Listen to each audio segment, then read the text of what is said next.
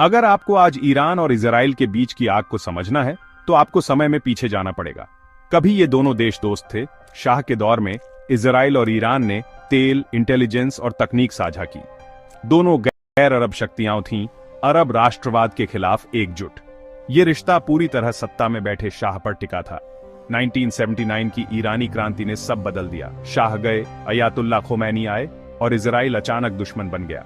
नए ईरानी शासन ने इजराइल से सारे संबंध तोड़ दिए। फिलिस्तीनी मुद्दा केंद्र में आ गया और इजराइल को छोटा शैतान कहा जाने लगा। आज जो संघर्ष दिखता है उसकी जड़ें प्राचीन धार्मिक ग्रंथों में नहीं बल्कि 1979 की राजनीतिक उथल-पुथल में है, जिसने एक दोस्त को वैचारिक दुश्मन में बदल दिया। ये बदलाव दिखाता है कि स्थायी दुश्मनियां अक्सर राजनीति की उपज होती हैं, न कि सदियों पुराने द्वेष की। अब दोनों देश एक दूसरे के खिलाफ खड़े हैं और यही है आज के संघर्ष की शुरुआत। आगे की कहानी छाया में लड़ी जाने वाली जंग की है। क्रांति के बाद ईरान इजराइल संघर्ष खुली जंग नहीं बल्कि प्रॉक्सी वॉर में बदल गया। ईरान ने हिजबुल्लाह, हमास और क्षेत्रीय मिलिशिया के जरिए इजराइल को घेरना शुरू किया। इजराइल के लिए सबसे बड़ा डर है ईरान का परमाणु कार्यक्रम। इजराइल मानता है कि परमाणु सशस्त्र ईरान उसकी रेड लाइन है। ईरान अपने परमाणु कार्यक्रम को सौदेबाजी के औजार की तरह इस्तेमाल करता है, जबकि इजराइल गुप्त ऑपरेशनों और साइबर हमलों से उसे रोकने की कोशिश करता है। दोनों तरफ से छाया में हमले, टारगेटेड हत्याएं और मिसाइलों की होड़ जारी है। ये शैडो वॉर अब तक सीमित था, लेकिन हर कदम पर परमाणु तबाही का डर मंडराता है।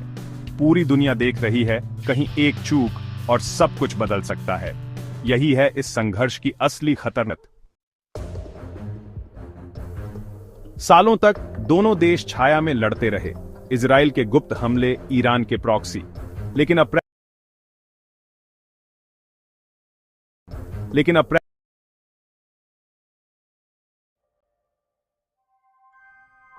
अगर आपको आज ईरान और इजराइल के बीच की आग को समझना है तो आपको समय में पीछे जाना पड़ेगा।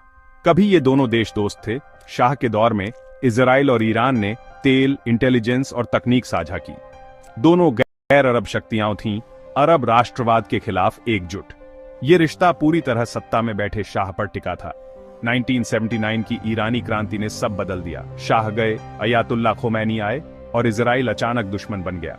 नए ईरानी शासन ने इजराइल से सारे संबंध तोड़ दिए। फिलिस्तीनी मुद्दा केंद्र में आ गया और इजराइल को छोटा शैतान कहा जाने लगा। आज जो संघर्ष दिखता है उसकी जड़ें प्राचीन धार्मिक ग्रंथों में नहीं बल्कि 1979 की राजनीतिक उथल-पुथल में है, जिसने एक दोस्त को वैचारिक दुश्मन में बदल दिया। ये बदलाव दिखाता है कि स्थायी